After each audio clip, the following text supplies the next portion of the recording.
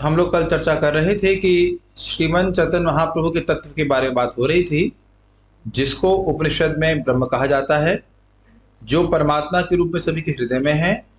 तो जो जिसको ब्रह्म कहा जाता है वह उनके अंग कांति है, उनके अंग से निकलने वाली ज्योति है।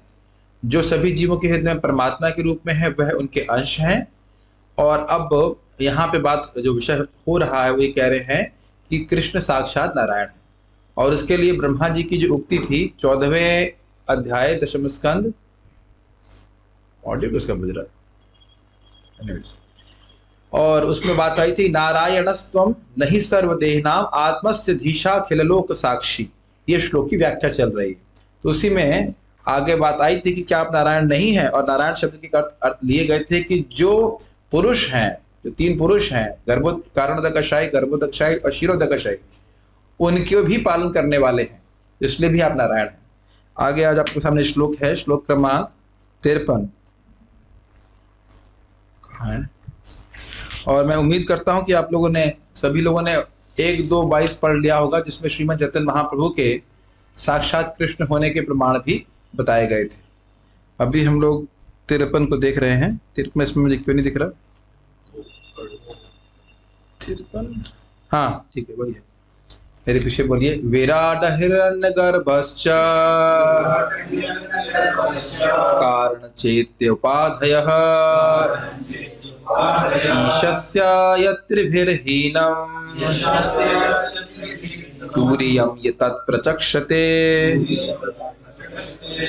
यहाँ पे एक बात पिछले श्लोक में 52 में आई थी कि ऐसा लगता है कि इन पुरुषों का, यानी कि गर्भोदकशायी विष्णु, क्षीरोदकशायी विष्णु और महाविष्णु का संबंध माया से है, लेकिन वस्तुतः ये तीनों उससे परे हैं।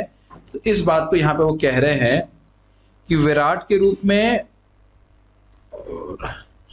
आत्मा के रूप में और कारण के रूप में ये पुरुष की उपाधि मात्र हैं और वह इन उपाधियों से परे हैं। ये सिद्ध स्वामी की टीका से ले गया है 11, 15, 16। कहने का मतलब है इनको विराट पुरुष के रूप में बोलते हैं और हिरण्य गर्भ के रूप में बोलते हैं, या फिर कारण के, जगत के कारण के रूप में बोलते हैं। ये उपाधि दी गई, जैसे कि हमको एक उपाधि दी जाती है, उस प्रकार से लोग बोलते हैं भगवान विष्णु को।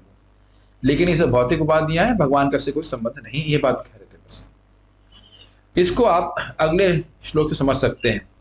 यद्यपि तीनेर्मायालय्या व्यवहार तथापि तत्स्पर्शे नाही सभे माया पार। तो कह रहे हैं यद्यपि ये तीनों भगवान भौतिक शक्ति से सीधे संबंधित हैं, मतलब भौतिक शक्ति का संचालन करते हैं। क्या इतना याद हुआ आपको?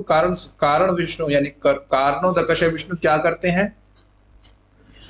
प्रकृति के तत्वों की सृष्टि करते हैं। गर्भोदकशायी विष्णु क्या करते हैं? ब्रह्मांड में प्रवेश करते हैं। क्षीरोदकशायी विष्णु क्या करते हैं? परमात्मा के रूप में सभी जीवों में प्रवेश करके उनका नियमन करते हैं। तो कोई सोच सकता है कि इनका माया संबंध तो है, तो जरूर प्रभावित होते होंगे। तो कहते हैं नहीं, ये माया के द्वारा कभी भी प्रभावित नहीं होते हैं। ये बात बता रहे हैं।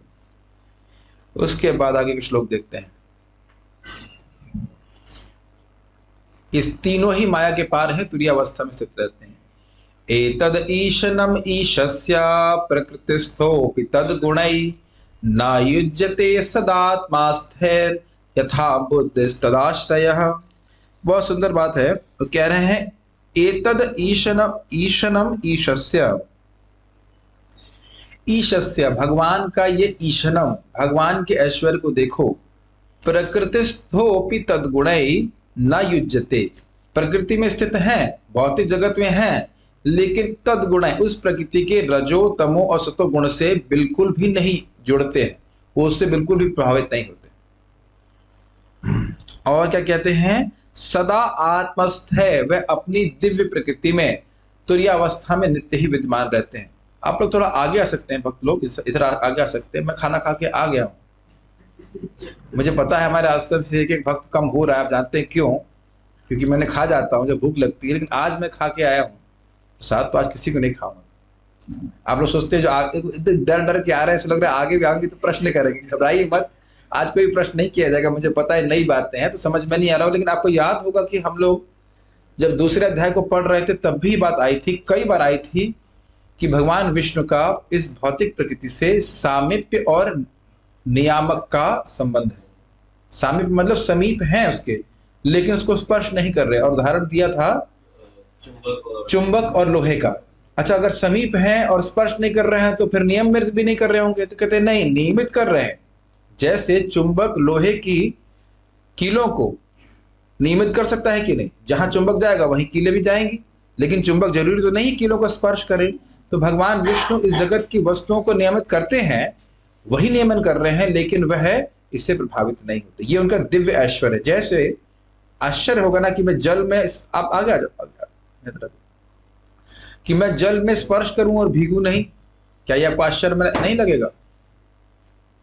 इस जगत में अगर आप कहीं पानी में कूद जाइए और कहें कि पानी में कूदे लेकिन भीगे नहीं, बिल्कुल अंदर डूब गए, तो आपको आश्चर्य नहीं होगा? तो यही बात आश्चर्य की है। और अद्भुत बात यह है कि भगवान अकेले हैं और कभी प्रकृति से प्रभावित नहीं होते, और हम सब लोग मिलकर भी प्रकृति से प्रभावित हैं। ऐसा नहीं है कि 100 करोड़ जीव जो है इकट्ठे हो जाएं और कहें हम प्रकृति से मुक्त हो जाएं, और भगवान अकेले ही सारी प्रकृति को नियमित कर रहे हैं, वो भी सामीप्य संबंध से। और बहुत अच्छी बात वो कह रहे हैं, यथा बुद्धिस तद आश्रय। जिन्होंने अपनी बुद्धि भगवान में स्थित कर ली है, वह भी गुणों से प्रभावित नहीं होते। तो फिर भगवान के तो कहने की बात क्या है? देखिए, ये सब सीखना क्यों जरूरी है? नहीं तो अगर आप रासलीला सुनेंगे, रासलीला सुनना कोई गड़बड़ नहीं है, लेकिन अगर रासलीला को बिना तत्व समझे सुनेंगे तो यही समझेंगे कि एक लड़के और लड़की की लीला है। लीला है मतलब काम व्यापार है, और भगवान के प्रति बहुत बड़ा अपराध कर देंगे। अगर ऐसा बात होती तो श्रीमद् भागवतम में इस बात को क्यों रखा जाता, गोपियों के संग लीला को? आप समझ रहे ना मेरी बात? और इस कारण से लोग भगवान कृष्ण को ठीक से नहीं समझ पाते। मुझे भक्त बता रहे थे कि व्यक्ति कहते हैं हम कृष्ण को भगवान मानते, लेकिन इनको थोड़ा चरित्र थोड़ा गड़बड़ हो है तो भगवान क्यों मानते हो ये बताओ? एक तरफ कह रहे हो कृष्ण भगवान है और दूसरी तरफ कह रहे हो चरित्र खराब है, ये क्या कहना चाहते हो? समझ रहे हैं इस बात को? तो इसलिए समझना होगा कि भगवान इस जगत में रहते हुए भी प्रकृति के गुणों से प्रभावित नहीं होते। यही तीनों बातों पे, तीनों पुरुषों पे घटित होगा। से तीन जनेर तुम्ही परम आश्रय, तुम्ही मूल नारायण इथे के की संशय। तो ब्रह्मा जी भगवान कृष्ण कह रहे हैं कि देखो ये तीनों पुरुष कितने अद्भुत हैं, प्रकृति में रहते हुए भी गुणों से प्रभावित नहीं होते हैं, तो इनके भी परम आश्रय आप हैं। तो आप ही मूल नारायण है, इसमें क्या संशय है? आप ही मेरे पिता हैं, और इसलिए आपको पिता को बेटे का अपराध क्षमा करना चाहिए, आप क्षमा कर दीजिए। यहां पे विषय क्या है थोड़ा समझ लीजिए। आपको याद है कि वस्तु निर्देश में 3 बातें बताई गई थी कि ब्रह्म ज्योति भगवान की अंग कांति है, परमात्मा भगवान के अंश हैं, और षड ऐश्वर्य रूपी, षड ऐश्वर्यों से युक्त जो भगवान है वो और कोई नहीं, वही चैतन्य महाप्रभु भगवान कृष्ण है। तो यहाँ पे इन श्लोकों में यह स्थापित किया जा रहा है कि षड ऐश्वर्यपूर्ण भगवान कौन है? साक्षात कृष्ण है।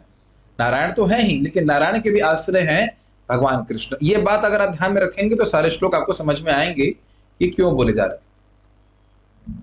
देखिए, जब तक ये समझ में नहीं आएगा श्लोक बोले क्यों जा रहे हैं, शास्त्र संबंध में होता नहीं है। किसी शास्त्र छोड़िए, किसी भी बात से कोई व्यक्ति कुछ बोल रहा है और हमें यही समझ में नहीं आया कि वो बोल क्यों रहे हैं, तो कोई रुचि नहीं आएगी ना। छल बाउंदी कुछ समझ में आया आपको? ये क्यों बोल रहे हैं? छल बाउंदी मतलब होता है वेरी नाइस। अब ये क्या, ये कौन सा संस्कृत बोल दिया छल बाउंदी? अब जो लोग समझते हो समझ गए ना, छल बाउंदी, चिरपेंडी, तिस्कोंडी। अब कहीं ये कौन सी भाषा बोलने लगे? अभी तक हिंदी समझ में नहीं आ रही थी, प्रभु जी तेलुगु बोलना शुरू करेंगे तो और कठिन हो जाएगा। तो समझ में आएगी बात बोल क्यों रहे हैं, तब शास्त्र पढ़ने में बहुत रुचि होती है। आप महसूस कर रहे होंगे इस बात को। तो ये समझ रहा है कि क्यों बोल रहे हैं, ये स्थापित करने के लिए कि भगवान कृष्ण ही परम भगवान है। अब आगे हम पढ़ते हैं। सेइति निरअंशी पर व्योमा नारायण, तेहो तुमार विलास तुमी मूल नारायण। इन तीनों के, तीनों का मतलब कारणोदकशय विष्णु, गर्भोदकशय विष्णु और क्षीरोदकशय विष्णु, इन तीनों के अंशी हैं परव्योम में नारायण। परव्योम मतलब आध्यात्मिक आकाश में नारायण, नारायण के विस्तार के रूप में तीनों हैं। तो वह नारायण भी आपके विलास हैं। और आप जानते हैं विलास का अर्थ क्या है? कि वह आकार और भाव में थोड़ा भेद होगा। याद आ रहा है प्रकाश और विलास? कहाँ पढ़ाया था? यही पढ़ाया था। अब देखना, एक आपने शब्द समझ लिया, उसकी डेफिनेशन वो बार बार आएगी तो उसको ग्रहण करने में कठिनाई नहीं होगी। इसलिए आप मूल नारायण हैं, जिनसे सारे नारायण का उद्भव होता है। किनसे होता है? भगवान कृष्ण से। अतएव ब्रह्म वाक्य पर व्योम नारायण, तेहो कृष्ण विलास ए तत्व विवरण। क्या बोल रहे हैं इसमें 58 में? अतएव ब्रह्मा के वचनों के अनुसार दिव्य जगत के अधिष्ठाता विग्रह नारायण कृष्ण के विलास विस्तार हैं। अब यह पूरी तरह सिद्ध हो चुका है। भाई ये बताइए, भगवान नारायण भगवान है कि नहीं है? षड ऐश्वर्य पूर्ण है या नहीं है?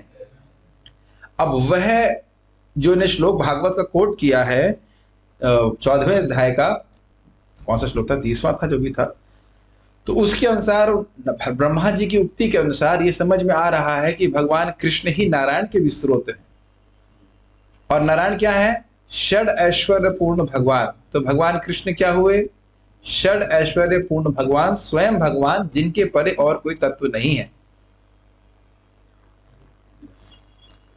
इतना बात समझ में आ रही है ना? आपको श्लोक में देखा था ना, न पर तत्व इह, भगवान कृष्ण के परे, श्रीमंत चैतन्य महाप्रभु के परे कोई तत्व नहीं है। इसको स्थापित कर रहे हैं। एक बात तो यह भी स्थापित कर रहे हैं कि कृष्ण भगवान है, दूसरा यह भी स्थापित कर रहे हैं कि कृष्ण स्वयं भगवान है, उनकी सत्ता और किसी विष्णु तत्व पे आश्रित नहीं होती, ये बात भी स्थापित कर रहे हैं। हिंदी जैसा लग रहा है मैं कुछ बोल रहा हूं? भगवान कृष्ण के परे कोई कुछ नहीं। अब ऐसा मत सोचे कि कुछ लोग ऐसा नहीं सोचते हैं। हम लोग एक ब्रह्मचारी के घर में गए थे, प्रभु जी के घर में हमारे मित्र हैं, तो उनके भाई बोलने लगे, हम कृष्ण भगवान मानते, मतलब वहां कोई अपराध नहीं करेंगे, कृष्ण भगवान है, लेकिन उनके परे भी कोई कुछ है, और उनके उसके परे भी कोई कुछ है। हमने कहा आपके दिमाग में कुछ है? शास्त्र के अनुसार बोल रहे हो या अपने मन से कुछ बोल रहे हो? कोई शास्त्र का प्रमाण नहीं है और कह रहे हैं कि कृष्ण के परे कुछ है। तो इसलिए यहाँ पे शास्त्र के द्वारा सिद्धांत स्थापित कर लेना चाहिए कि भगवान कृष्ण के परे किसी की सत्ता नहीं है। ठीक है, ओके। ए श्लोक तत्व लक्षण भागवत सार, परिभाषा रूपे इहार सर्वत्राधिकार। ये बहुत सुंदर बात है। यह श्लोक तत्व को बताता है और यह भागवत का सार है। यानी कि जो श्लोक नारायणस्त्वं नहि सर्वदेहि नाम, आप ही नारायण हैं, आप ही नारायण आपके अंग हैं इत्यादि, यानी कि भगवान कृष्ण ही सभी नारायण के मूल हैं, ये श्रीमद् भागवतम का सार है। अब यही बात आप 1.3.28 में भी सीखेंगे, जो भी आने वाला है। कृष्णस्तु भगवान स्वयं, इसको परिभाषा सूत्र कहा जा रहा है।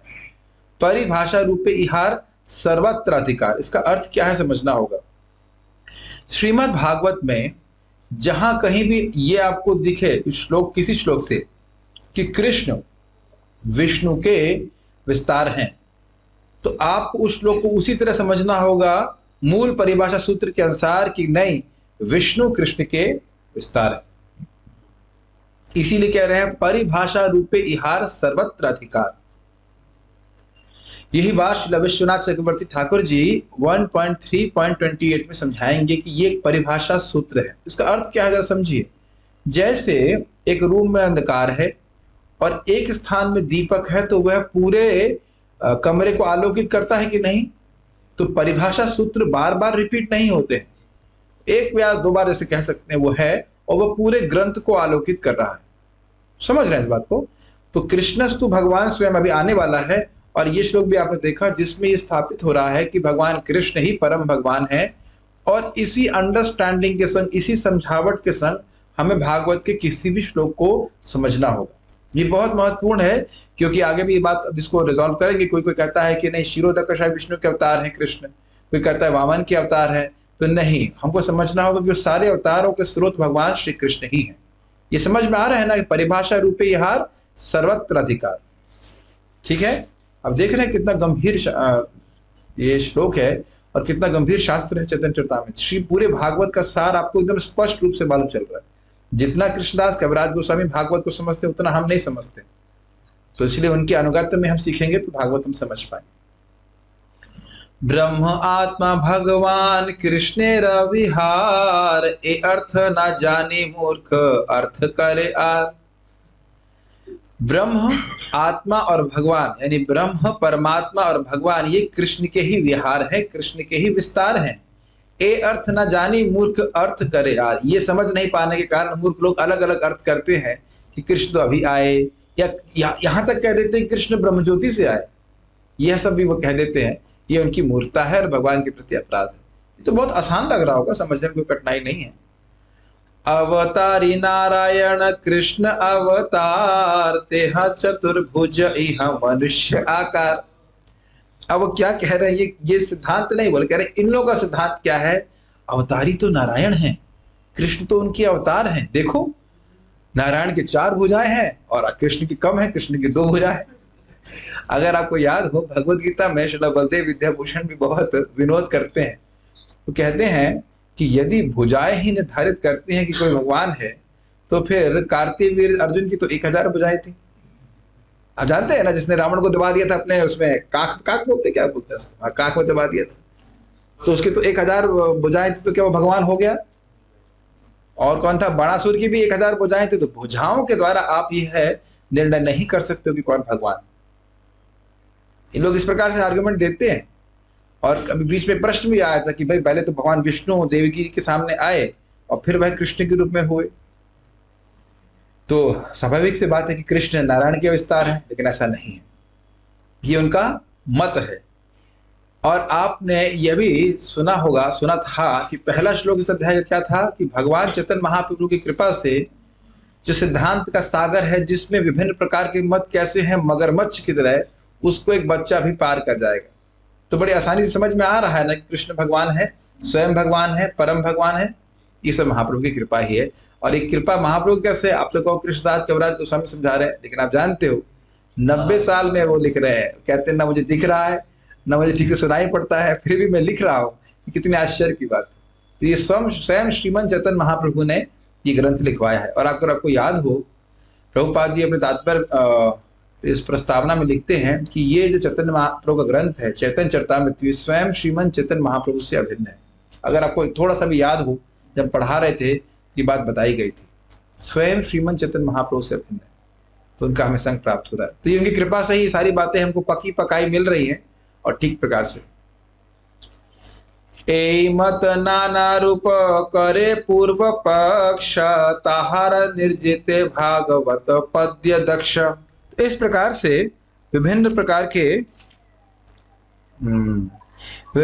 के मत पूर्व पक्षी मतलब ओपोनेंट्स यानी कि विरोधी पक्षी वाले लोग बोलते हैं, और उनको जीतने के लिए भागवत का एक भागवत पद्य दक्ष, भागवत का एक श्लोक बड़ा दक्ष है, वो श्लोक आपके सामने, इस श्लोक को जानते हो आप लोग। वदन्ति तत्त्वविदस्तत्त्वं यज्ञानमद्वयं ब्रह्मेति परमात्मेति भगवान इति शब्दते। जो तत्ववादी हैं, तत्ववादी नहीं, जो तत्वविद हैं, जो तत्व को जानने वाले हैं, वो जानते हैं कि वो अद्वय ज्ञान है, यानी कि ब्रह्म परमात्मा भगवान ये अलग अलग वस्तु नहीं है, ये भगवान के ही विस्तार। तो एक ही श्लोक में उसको खंडित कर दिया गया। सुनो भाई ए श्लोक करह विचार, एक मुख्य तत्व तीन तहार प्रचार। सुनो भाई, अरे सुनो भाई, कितना विनोद में बोल रहे, कितना सुंदर शैली है। सुनो भाई, ए श्लोक करह विचार, इस श्लोक पे विचार करो। एक मुख्य तत्व तीन तहार प्रचार, एक मुख्य तत्व है, कौन सा तत्व है, भगवान, और तीन तहार प्रचार, वह बाकी 3 जो है उनके विस्तार है। अद्वय ज्ञान तत्व वस्तु कृष्णेर स्वरूप, ब्रह्म आत्मा भगवान तीन ताहा रूप। तो भगवान कृष्ण अद्वय ज्ञान तत्व है, इसको हमने समझाया था। ज्ञाता ज्ञेय और ज्ञान का भेद नहीं होता, भगवान ही ज्ञाता है, भगवान ही ज्ञेय है और भगवान ही ज्ञान है, परम ज्ञान है। तो वो वस्तु है और इनसे ये तीनों वस्तुएं अभिन्न है। ब्रह्म क्या है, अंग कांति। आत्मा मतलब परमात्मा कौन है, उसके अंश हैं, स्वांश हैं, भिन्नांश नहीं। और भगवान तो आप जानते ही नारायण के भी विस्तार है। ठीक है, तो बड़ा स्पष्ट समझ में आ रहा है, 3 रूप में है भगवान। ए श्लोकेर अर्थ है तुम्हें हैला निर्वचन आर एक सुनो भागवतेर वचन।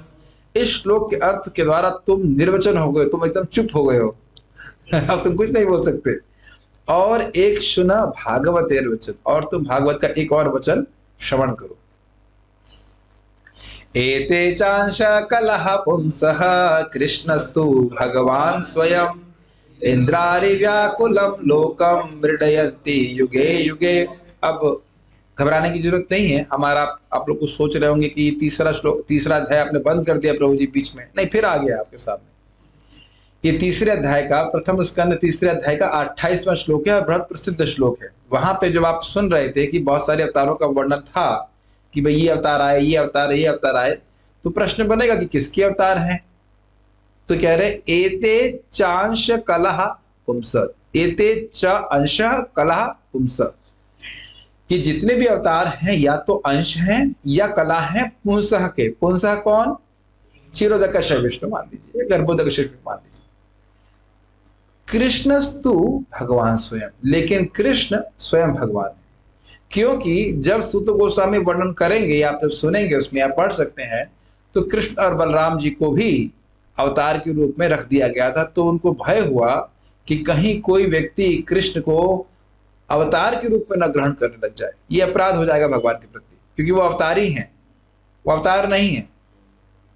अवतारी भी अवतरित होता है, लेकिन उनका स्रोत कोई और नहीं होता है। तो इसलिए वह सूत गोस्वामी जी ने श्लोक बोला, एते चांश कलह पुंस, ये जितने भी अवतार हैं ये क्षीरोदक विष्णु भगवान के पुरुष अवतार के अंश हैं या कला हैं। लेकिन कृष्णस्तु भगवान स्वयं, लेकिन कृष्ण स्वयं भगवान है। भगवान विष्णु है, भगवान नारायण है, भगवान बलराम जी हैं, भगवान जनार्दन, जो अन्य अन्य विष्णु स्वरूप है वो सब भगवान है। लेकिन स्वयं भगवान का अर्थ है कि उनकी सत्ता अब और किसी और विष्णु तत्व पे आश्रित नहीं होती। कुछ बातें भक्तों को पता होंगी और कुछ बातें मैं थोड़ा स्लो जा रहा हूं ताकि नए भक्तों को भी बात समझ में आ जाए। समझ रहे हैं? कृष्ण स्वयं रूप कृष्ण, उनसे विस्तारित बलराम जी, फिर से चतुर्व्यूह यानी कि प्रद्युम्न, अनिरुद्ध, संकर्षण और वासुदेव। तो उनका सबका विस्तार यानी हो रहा एक के बाद एक। लेकिन यह मत समझिएगा कि किसी समय हुआ, वो शाश्वत हैं, लेकिन फिर भी वह भगवान कृष्ण की ऊपर आश्रित है। लेकिन भगवान कृष्ण की सत्ता किसी पे भी आश्रित नहीं है। तो इस बात को समझाने के लिए बोल रहे हैं कृष्णस्तु भगवान स्वयं। फिर कह रहे हैं समान रूप से जो सभी अवतारों का प्रयोजन है वो सब अवतार आते हैं। इंद्रारि व्याकुलम लोकम, इंद्र के अरि, इंद्र के शत्रुओं के द्वारा जब ये लोक व्याकुल हो जाता है, मृडयंती युगे युगे, तो ये बार बार हर युग में अवतरित होते हैं। कृष्ण हर युग में अवतरित नहीं होते हैं, ये जितने भी अवतार हैं वह अवतरित होते हैं। ठीक है, अब जरा देखिए वह फ्लो बता रहे हैं, कारण बता रहे हैं कि सूत गोस्वामी जी ने श्लोक बोला क्यों। सब अवतारेर करी सामान्य लक्षण, तार मध्य कृष्ण चंद्रेर करी लगणन। समझ में आ गया? बताओ, बहुत इजी है।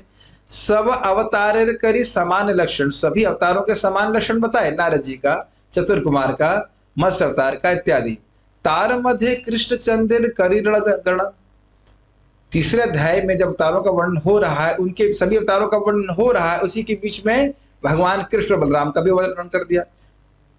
याद आ रहा है? विष्णुषु एक शब्द आया था, वाला श्लोक था, उसमें बताया गया था कि भाई कृष्ण का भी अवतार का वर्णन हो गया।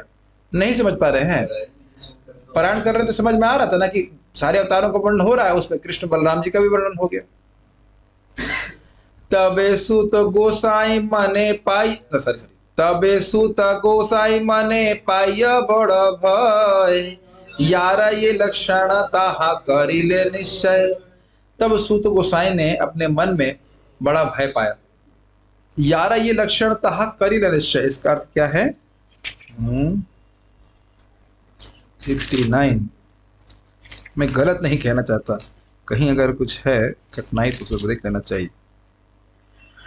हाँ, जारा ये लक्षण तहा करिले निश्चय, जिस जिस अवतार का जो भी स्वरूप और तटस्थ लक्षण था उसको उन्होंने स्पष्ट रूप से बताया। जैसे कि जिन अवतारों के बारे में हम सुन चुके हैं उनको याद कर लें। हमने सुना था 4 कुमारों के रूप में, उनकी उम्र कितनी थी? 5 साल मैक्सिमम। और वो क्या पहनते हैं? कुछ नहीं पहनते, ठीक है। और कुछ पढ़े लिखे हैं? माता जी ध्यान में, माता जी कह रहे नहीं सबसे ज्यादा पढ़े लिखे हैं माता जी यही मैं इसीलिए पूछा। अब 5 साल का बच्चा है, कपड़ा भी नहीं पहनता, तो बिल्कुल पढ़ा लिखा नहीं होगा नहीं, उनको ज्ञान, वो ज्ञान शक्ति भगवान की द्वारा दी गई, सबसे बड़े ज्ञानी, ठीक है। और उन्हें क्या तपस्या करी? अखंड ब्रह्मचर्य का पालन। तो अखंड ब्रह्मचर्य का पालन तो कोई भी कर, ब्रह्मचर्य का पालन तो कोई भी करते, बहुत करते, कहते नहीं ब्रह्मचर्य अखंडितम, कभी ब्रह्मचर्य उनका खंडित नहीं हुआ। और कौन से अवतार के बारे में सुना? नारद जी, नारद जी और वराहदेव, और था कोई?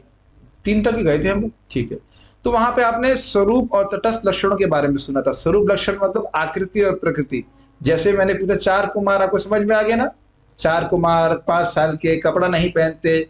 और तटस्थ लक्षण क्या था? ब्रह्मचर्य किया, उन्हें ब्रह्मचर्य का पालन किया, भगवान के लिए तपस्या करी। इसी प्रकार से नारद जी का भी, नारद जी ने क्या कार्य किया था? यस, प्रचार तो किया था, पांचरात्रिक, नारद पांचरात्र की काव्य को लिखा था, ठीक है। तो आप समझ रहे हैं कि इस प्रकार से सभी अवतारों का, या जितने भी अवतारों का वर्णन वहां पे हुआ, उनके स्वरूप और तटस्थ लक्षणों का वर्णन हुआ। स्वरूप लक्षण समझते हैं शिवम प्रभु? स्वरूप मतलब आकृति, मृदंग है, इसकी आकृति मृदंग जैसी लग रही है, और ये मिट्टी का बना हुआ है, ये पता नहीं है आपको? मिट्टी का बना होता है। तो इसकी आकृति और प्रकृति है। ये माउस है, इसकी आकृति अलग लग रही है कि नहीं? ये प्लास्टिक से बना हुआ है। मैं माइक हूं, मैं माइक दिख रहा हूं? नहीं दिख रहा ना। मैं स्पीकर हूं, डिपेंडिंग स्पीकर का मतलब क्या कहना चाहते हैं आप? जेबीएल का स्पीकर या कथा का स्पीकर?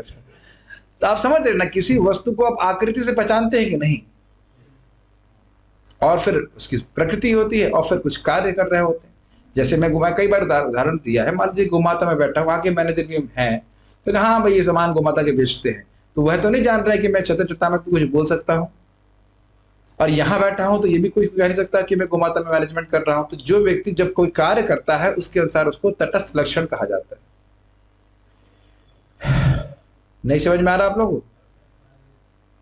तो बहुत इजी बात है, किसी भी वस्तु के, भाई ये माउस है, तो माउस मतलब अच्छा ये माउस है, दूर रखो उसको, कहीं गेहूं खा जाएगा। ये वाला माउस गेहूं खाता है?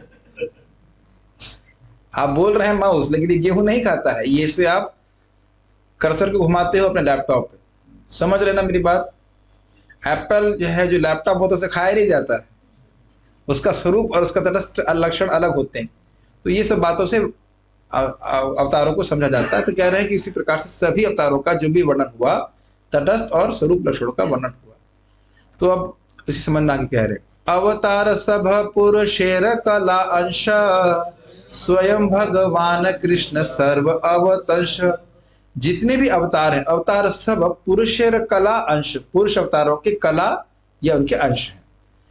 स्वयं भगवान कृष्ण सर्व अवतंश, लेकिन भगवान कृष्ण सभी अवतारों के स्रोत हैं, ये बात बोल रहे हैं। और ये बात स्थापित नहीं किए 28वें श्लोक से पहले। ये जो आपने सुना ना, एते चांस कला पुंसा कृष्णस्तु भगवान स्वयं, तो ये श्लोक बोलने से पहले तक ये बात स्थापित नहीं हो रही थी कि कृष्ण अवतारी हैं, अवतार नहीं है।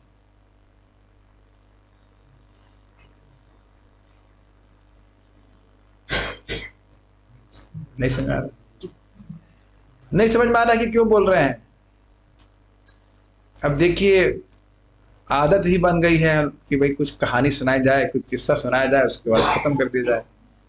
तो उसमें हम क्या कर सकते हैं? अगर थोड़ा सा भी पढ़ते हैं भागवतम तो कुछ भी कठिनाई नहीं होगी समझ। नहीं समझ में आ रहा तो मैं क्या बताऊं?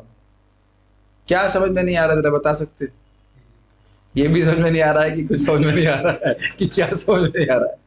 जो भाई भागवत थोड़ा पढ़ते हैं तो मैं एक, देखिए क्लास का बहुत प्रयोजन होते हैं। भले आज आपको नहीं समझ में आ रहा है, अगर 4-5 साल आप जब करते रहे और भागवतम पढ़ते रहेंगे तो ये बात बिल्कुल समझ में आ जाएगी। अब तो कभी ना कभी तो बोली जानी चाहिए ना। मैंने देखा परम पूज्य गौर कृष्ण महाराज जी शर्ट उसके ऊपर चैतन्य महाप्रभु के शिक्षाष्टकों पे इतना हाई लेक्चर दे रहे हैं। महाराज को शरीर छोड़े कितना समय हो गया? ऑलमोस्ट 6 साल 5 साल, मुझे याद नहीं है, 2015, 6 साल उसके पहले दिए होंगे। और इतना गंभीर है, इतना हाई लेक्चर है। मैं सोच रहा था कि लोग समझ कैसे रहे होंगे वहां। हाँ हाँ, पुणे में दिए थे, तो दिए तो कब, आज मुझे तो समझ में आ रहा है ना, कभी तो समझ में आएगा ना। बार बार आकर हम इंसान जानवर का भेद तो नहीं बता सकते। अब जिसको समझ में आ रहा है वो ग्रहण कर ले, क्या कह सकते हैं। कहने का बात है, इनको भय ये हो रहा था कि भगवान कृष्ण के को हमने ये नहीं समझा पाए कि वो अवतारी हैं, तो कहीं उनको अन्य अवतारों के संग समेट कर लिया जाए, ये बोल रहे हैं। तो यह बोल रहे हैं कि भगवान कृष्ण सर्व अवतंश, सारे अवतारों के स्रोत हैं। पूर्व पक्ष कहे तुम्हार भालत व्याख्यान, पर व्योम नारायण स्वयं भगवान। पूर्व पक्ष, जो पूर्व पक्ष वाला व्यक्ति वो कह रहा है तुमने अच्छी बात बोली, अच्छा व्याख्यान किया, तो यही तो कहना चाहते हो ना कि पर व्योम के नारायण जो है वही स्वयं भगवान है, यही कहना चाहते हो ना। इस प्रकार से श्रीला कृष्णदास कविराज गोस्वामी कह रहे हैं कि पूर्व पक्षी कहेगा, पूर्व पक्षी का मतलब विपक्ष का व्यक्ति कहेगा, यही तो कह रहे हो ना कि स्वयं भगवान नारायण है। तेह आसी कृष्ण रूपे करे न अवतार, यही अर्थ श्लोकी देखी की और विचार। भाई तेह आसी, वही नारायण भगवान स्वयं भगवान है और वही कृष्ण के रूप में अवतार ले रहे हैं। इस श्लोक के अर्थ में और तो कोई विचार है नहीं। ये कौन बोल रहा है? पूर्व पक्षी। जो विपक्षी है वो इस प्रकार से बोल रहा है। तारे कहे के न कर कुतर्क अनुमान, शास्त्र विरुद्धार्थ कबू न है प्रमाण। तारे कहे, मैं कह रहा हूं, आप ये कुतर्क अनुमान क्यों कर रहे हैं? के ना करो, क्यों कर रहे हैं? के ना मीन्स क्यों कर रहे हैं इस प्रकार का कुतर्क? शास्त्र के विरुद्ध अर्थ को कभी न है प्रमाण, उसको प्रमाण कभी नहीं माना जाता। ये बहुत महत्वपूर्ण बात है। आपका मत शिवम प्रभु और मेरे मत की कोई वैल्यू नहीं है। उन लोगों से बोलते तो बड़ा खराब लगता है, और प्राय लोगों को प्रचार करो तो कहेंगे हम ये मानते हैं, हम ये जानते हैं, हम ये मानते हैं। प्रभुपाद जी से भी एक व्यक्ति बोल रहा था बार बार, as far as I know, as far as I know, as far as I know। Prabhupada बोले that is the point, how far do you know? जितना मैं जानता हूं, जितना मैं जानता हूं, जितना मैं जानता हूं। तो प्रभुपाद ने कहा यही तो बात है, तुम कितना जानते हो? हम जानते बहुत थोड़ा सा है, और व्यक्ति सोचता है कि हम बहुत जानते हैं।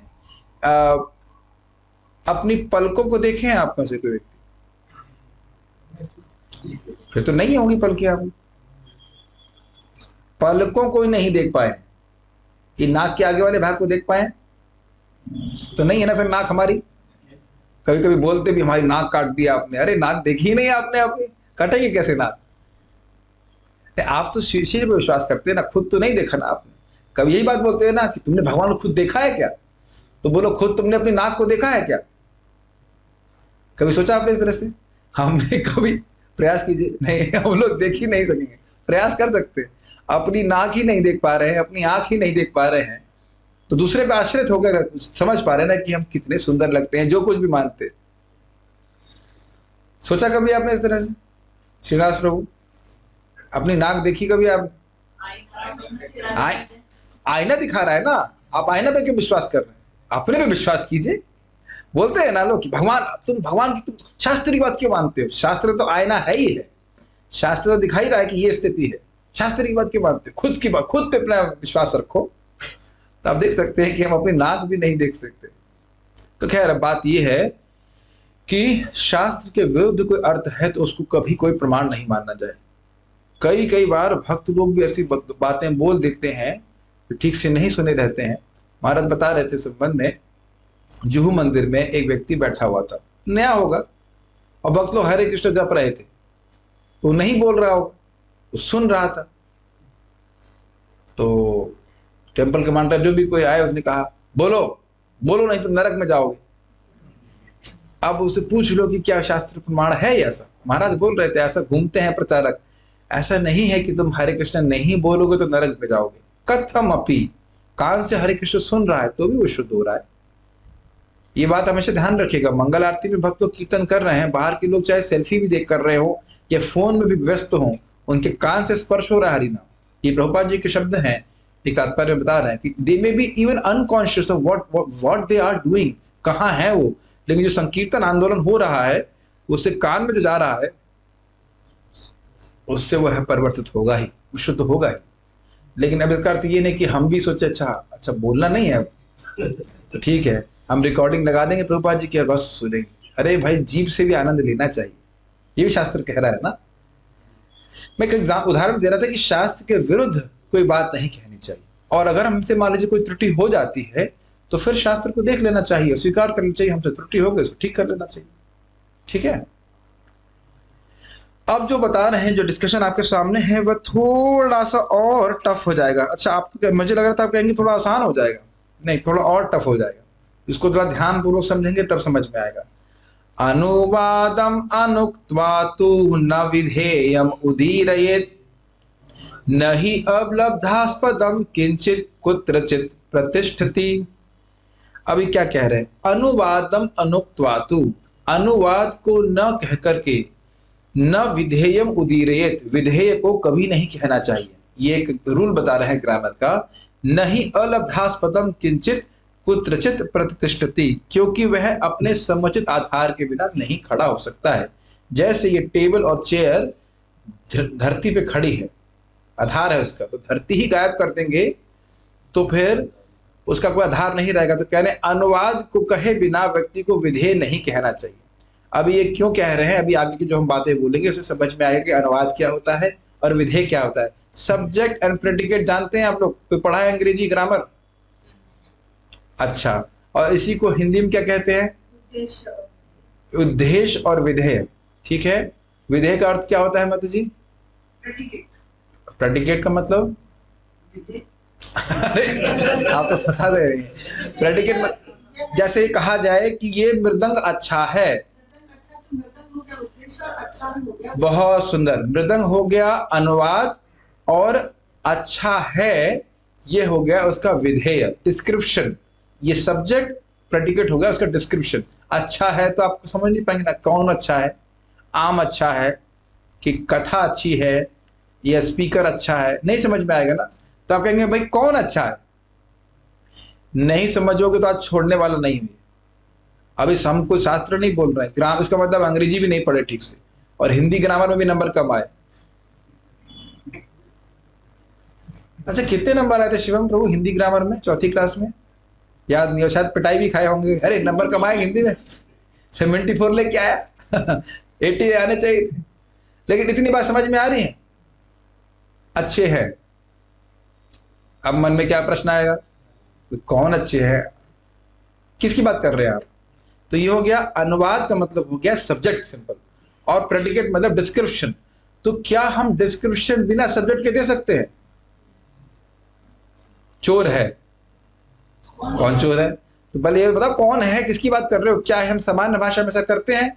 इतनी बात समझ में आ गई। यही बात श्लोक में कह रहे हैं कि बिना अनुवाद को रखे आप डिस्क्रिप्शन नहीं दे सकते, चर्चा नहीं कर सकते। मान लीजिए कर्णमत प्रभु आए हमारे पास सुबह, मैंने कहा बहुत अच्छा बना है, तो स्वाभाविक सी बात है आप पूछेंगे क्या अच्छा बना है? खिचड़ी अच्छी बनी है कि चावल अच्छा बना है कि दाल अच्छा बना है? दाल अच्छी बनी है मतलब। तो हर जगह हम लोग पहले सब्जेक्ट बोलते हैं कि नहीं? Are you able to understand this word subject and predicate? मुझे पता है कि इस प्रकार की क्लास के व्यूअर्स बहुत कम होंगे, लेकिन जीरो भी नहीं होंगे। और ये मुझे बड़ी प्रसन्नता होती है कि आज आप सुन रहे हैं, एक बार आप दोबारा इसको अगर पढ़े, अगर इसी जीवन में पढ़े, तो निश्चित रूप से आपको समझ में आएगा सब बातें क्यों बोल रहे, पूरा फ्लो समझ में आएगा। अच्छा, अनुवाद ना कहिया ना कही विधेय, आगे अनुवाद कही पश्चात विधेय। यदि आप अनुवाद नहीं कह रहे हैं तो आप विधेय नहीं कह सकते। विधेय समझ में आ रहा है, प्रेडिकेट नहीं कह सकते। आगे अनुवाद कही, पहले आप अनुवाद कहिए, उसके बाद आप विधेय कहिए। विधेय समझ में आ रहा है, प्रेडिकेट, डिस्क्रिप्शन। ऐसे ऐसे संदेश देख रहे हैं, इनकी समझ ही नहीं आ रहा है। संजीव प्रभु समझ में आ रहा है? परेशान है, कौन परेशान है? एक मिनट, घर से परेशान है, कौन परेशान है? तो आप बताएंगे घर से कौन परेशान है? संजीव प्रभु। खुश है। कौन खुश है? संजीव प्रभु। एग्जाम्पल, घर से आप परेशान नहीं, मैं एग्जाम्पल बोल रहा हूं। मान लो कोई, सही संजीव नाम नहीं, क्या नाम है आपका? अच्छा, आपका नाम भी संजीव है ना? राजीव। राजीव। राजीव प्रभु, अगर मैं ऐसे बोलूं साउथ इंडियन है, कौन साउथ इंडियन है? आपने कैसे बोले राजीव? आप नहीं साउथ इंडियन है?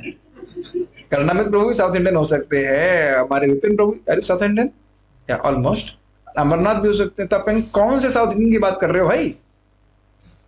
अरे वो मोटे से प्रभु जी जो हैं, वो मोटे से प्रभु जी कौन है? अरे मैं भी मोटा हूँ, पार्थ भी मोटा है, परशुराम भी ऑलमोस्ट मोटा है, बहुत लोग मोटे हैं। तो आप समझ रहे हैं ना कि भाई बताना पड़ेगा ना सब्जेक्ट क्या है, ये बात बोल रहे।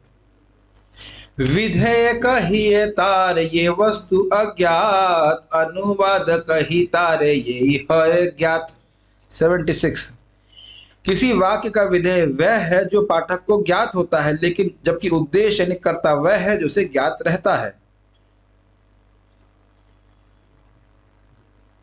शुभ कृष्णदास फॉर एग्जाम्पल, ये आपको समझ में आ गया? ये हैं, वो क्या है? शौचालय के मैनेजर है, ये बात नहीं पता होती। समझ में आई? मैं अगर कहूं राजीव, तो राजीव तो समझ में आ रहा है। अब राजीव प्रभु के आगे क्या बात बोलेंगे आप? गौशाला में सेवा करते हैं, गौ माता में सेवा करते हैं, तो गो माता में सेवा करते हैं, ये बात अज्ञात है, और राजीव प्रभु ज्ञात है। नहीं समझ में आ रहा है? शिवम, ये बात समझ में आई? आप हो गए सब्जेक्ट। अब मैं पूछूं ये क्या करते हैं, आप कहाँ काम करते हैं? मैं आपसे बात कर रहा था ना सुबह, आप कितने बजे से कितने बजे तक काम करते हैं, तो ये सब बातें अज्ञात है कि नहीं? तो उसको विधेय कहते हैं। हे भगवान, ये ग्रामर की क्लास भी शुरू हो गई यहाँ पे। लेकिन शास्त्र को ऐसे समझना होगा, कोई कठिनाई नहीं। अब तो मैं समझता हूँ सबको समझ में आ रहा होगा, ठीक है? उदाहरण दे रहे हैं। उदाहरण क्या है? यछे कही ए विप्र परम पंडित, विप्र अनुवाद इहार विधेय पांडित्य। जैसे कहे ए विप्र परम पंडित, ये विप्र, ये ब्राह्मण परम पंडित है। तो ये ब्राह्मण, तो ये तो ज्ञात हो गया आपको, ये हो गया उसका अनुवाद यानी सब्जेक्ट, और ये परम पंडित है, उसका पांडित्य, उसका विधेय हो गया। अब तो बहुत आसान होगा। अब तो इतना नहीं पढ़े तो उसका मतलब यानी कि 10वीं में पास नहीं हुए हो, और पास हुए तो फिर क्या क्या चीटिंग करके पास हुए। कोई 8वीं तक तो सब लोग पढ़े हैं ना, 8वीं तक तो पढ़े हो ना, तो ये सब्जेक्ट और प्रोजेक्ट प्रेडिकेट तो समझ में आ रहा होगा, ठीक है? विप्रत्व विख्यात तार पांडित्य अज्ञात, अतएव विप्र आगे पांडित्य पश्चात। बड़ा स्पष्ट है, उनका विप्रत्व होना, उनका ब्राह्मण होना ही जान रहे हो, लेकिन उनका पांडित्य अज्ञात। भाई पंडित है कि नहीं ये नहीं पता, ब्राह्मण तो है लेकिन पंडित है नहीं पता है, इसलिए विप्र पहले बोलना पड़ा और उसके बाद पांडित्य को बोलना पड़ा, ठीक है? यानी कि प्रेडिकेट जो है वह सब्जेक्ट के बाद आएगा, ये बात कह रहे। तैचे इह अवतार सब हैला ज्ञात, कार अवतार ए वस्तु अविज्ञात। इसी प्रकार से तैचे इह अवतार, तैचे इसी प्रकार से इह अवतार, ये सब अवतार, ये सब ज्ञात था कि अवतार हुए, ये अवतार हुए, वो अवतार हुए, वह अवतार, ये बात ज्ञात थी। यानी कि ज्ञात है अर्थात कि अनुवाद हो गया। एते चांस कलापम समय, एते, एते शब्द हो गया अनुवाद। कार अवतार, किसके अवतार है, ये बात नहीं समझ में आ रही थी। तो किसके अवतार वाला जो भाग हो गया, एते चांस कला पुंसः, एते, एते मतलब ये सारे अवतार हो गए ज्ञात वस्तु। ये सारे अवतार, नारद जी, ब्रह्मा, नारद जी, चार कुमार इत्यादि जो कुछ भी हैं, ये हो गए सारे एक समूह को ले लीजिए तो एते शब्द से हो गया ये सारे अवतार, ये हो गए अनुवाद सब्जेक्ट। लेकिन किसके अवतार हैं ये बात समझ में नहीं आई, तो ये हो गया विधेय। कृष्णस्तु भगवान स्वयं नहीं। एते चांस कला पुंस, चा अंश कला पुंस, ये हो गया विधेय। आज आप लोग बुरे फंस गए ना ग्रामर की क्लास, भागवत की क्लास, चैतन्य चरितामृत इतना कठिन। चलो वही तकिया लगाया जाए, चाय वाय पिया जाए, है कि नहीं? बड़ा कठिन हो रहा है। ग्रहण कर पा रहे श्लोक? आप बताइए, जिंदगी में बताइए, क्या हम एते चांसा कला पुंसा को ऐसे देखते? किस प्रकार से सुंदर विचार उन्होंने किया है। और आप बताइए, क्या यहाँ युक्ति नहीं लग रही है? युक्ति है, लेकिन शास्त्र के आधार की युक्ति है। तो बड़ा अच्छा लगता है, एटलीस्ट मुझे तो बड़ा अच्छा लगता है। अब देखिए, एते शब्दे अवतारेर आगे अनुवाद, पुरुषेर अंश पाछे विधेय संवाद। समझ में आ गया? एते शब्द, यह अनुवाद है। एते जितने भी सारे अवतार हैं, ये समझ में आ रहा है, ये अवतार हैं। किसके अवतार हैं? ये बात नहीं समझ में आ रही। जैसे आपके 3 बच्चे हैं ना, 3 है 4, 3 है। मान लो 3 बच्चे यहाँ बैठे हो, तो मैं कहीं एते से सारे बच्चे हैं, तो प्रश्न होगा किसके बच्चे हैं? तो ये बात तो नहीं पता चल रही ना। तो बोले कि हाँ भाई, ये राजकुमार और पूनम माता जी के बच्चे हैं, राजकुमार प्रभु और पूनम माता जी के बच्चे हैं। तो ये बात अब विधेय हो गया कि नहीं? ये बात प्रेडिकेट हो गया कि नहीं? हाँ, हम प्रभु जी, हम आपको उत्साह दिलाने के लिए बोलते हैं कि हम समझ में आ गया है। क्या ये बात नहीं समझ में आ रही है आपको? Is it not? अगर मान लीजिए सारी वस्तुएं रखी रहे, कहे कि हारमोनियम कहाँ है, लैपटॉप किस, ये सब है, ये सब कुछ है, तो प्रश्न बनेगा ना किसके? ये तो आप नहीं जान रहे हो। तो जो नहीं जान रहे वो बाद में कहा जाएगा ना, ये बात बोल रहे। तय छे कृष्ण अवतार भीतरे भीतरे है ज्ञात, ताहारा विशेष ज्ञान से अविज्ञात। उसी प्रकार से ये तो बात समझ में आई कि कृष्ण अवतार हैं, लेकिन उनके बारे में जो विशेष ज्ञान है वह नहीं समझ में आया। अतएव कृष्ण शब्दे आगे अनुवाद, स्वयं भगवता पीछे विधेय संवाद। देखिए, श्लोक मन में आ गया? एते चांस कला पुंसा, तो इसमें अनुवाद क्या है? एते, और विधेय क्या है? चांस कला पुंस। ठीक। अब अगली लाइन में आइए, कृष्णस्तु भगवान स्वयं। तो कृष्ण के बारे में क्या ज्ञात है आपको? रुकिए, अभी तक कृष्ण के बारे में यह ज्ञात है कि कृष्ण बलराम जी विष्णु के वंश में अवतार के रूप में अवतरित हुए, ये बात पता थी। तो कृष्ण जो नेक्स्ट लाइन शब्द है, नेक्स्ट लाइन इसमें कृष्ण जो है वह अनुवाद है। अनुवाद का अर्थ यहाँ पे है सब्जेक्ट। स्वयं, तू भगवान स्वयं, ये हो गया विधेय। आप ग्रहण कर रहे हैं? ये बात नहीं पता है कि कृष्ण तो स्वयं भगवान, इसीलिए कह रहे हैं स्वयं भगवत्ता पीछे विधेय संवाद। तो देख लीजिए भागवत श्लोक कितना गंभीर है। और हम क्या स्थापित करना चाहते हैं कि कृष्ण ही परम भगवान है, ये श्लोक से हम सीख रहे हैं। और चैतन्य महाप्रभु कौन है? वही कृष्ण है। तो फिर वह स्थापित हो गया कि स्वयं चैतन्य महाप्रभु अवतार ही है, वो अवतार नहीं। हे प्रभु भगवान चैतन्य महाप्रभु, इन बच्चों को बुद्धि दे कि आपकी बात समझ सके। ये विधेय और संवाद की बात समझ में आ रही है? मुझे लगता है इतनी ग्रामर तो सब लोग समझ गए होंगे, नहीं भी समझी हो इतनी बात तो समझ में आ रही होगी। आप कृष्णस्तु भगवान स्वयं में विधेय क्या है? भगवान स्वयं। और अनुवाद क्या है? अनुवाद क्या है? विधेय क्या है? कृष्णेर स्वयं भगवता इह हैला साथ, स्वयं भगवानेर कृष्णत्व हैला बाध्य। जरा देखें इसका अर्थ क्या है, ये थोड़ा समझ में नहीं आ रहा है। हाँ, इसलिए कृष्णेर स्वयं भगवत्ता इह हैला साध्य, यह सिद्ध हो गया कि कृष्ण की स्वयं भगवत्ता मतलब स्वयं भगवान होने का गुण, यह इस बात से सिद्ध हो गया। ठीक है, स्वयं भगवानेर कृष्णत्व हैला बाध्य, इसलिए स्वयं भगवान कृष्ण ही हैं, ये हमको स्वीकार करना पड़ेगा इस श्लोक के आधार पर। कृष्ण यदि अंश हैते अंशी नारायण, तबे विपरीत हैते सुतेर वचन। कृष्ण यदि अंश होते और उनके स्रोत या अंशी होते नारायण, तब सूत गोस्वामी के वचन विपरीत होते, कुछ अलग होते। क्या कहते? नारायण अंशी जय स्वयं भगवान, तेह श्री कृष्ण ऐछे करित व्याख्यान। तो ऐसे व्याख्यान करते कि अंशी है नारायण जो स्वयं भगवान है और उनके अंश हैं श्री कृष्ण, लेकिन ऐसा व्याख्यान सूत गोस्वामी जी नहीं किए। कृष्णस्तु भगवान स्वयं कहें। भ्रम प्रमाद विप्रलिप्सा करणापाट आर्ष विज्ञ वाक्य नहीं दोष ए सब। अब एक अच्छी बात आ रही है, कह रहे हैं प्रामाणिक ऋषियों में जैसे सूत गोस्वामी इत्यादि में आर्ष विज्ञ मतलब जो पुरातन काल के ऋषि मुनि हैं उनके वाक्य में ये सब दोष नहीं होते। कौन से दोष नहीं होते हैं? भ्रम मतलब इल्यूजन, प्रमाद मतलब पागलपन, भ्रम, भ्रम मतलब गलती, प्रमाद मतलब भ्रम, विप्रलिप्सा मतलब धोखेबाजी और कर्णपाटम मतलब अपूर्ण इंद्रियां। इसकी व्याख्या मैं बहुत नहीं करना चाहता हूं, लेकिन आप इसको पढ़ लीजिएगा। शॉर्ट में बता देते हैं कि हमारी इंद्रियां अपूर्ण है, हमारी इंद्रिय सब कुछ ग्रहण नहीं कर पाते। जैसे अभी आपने देखा हम अपनी नाक को ही नहीं देख पाते, हम अपनी आंखों को ही नहीं देख पाते हैं, तो इंद्रिय हमारी अपूर्ण है। अगर आप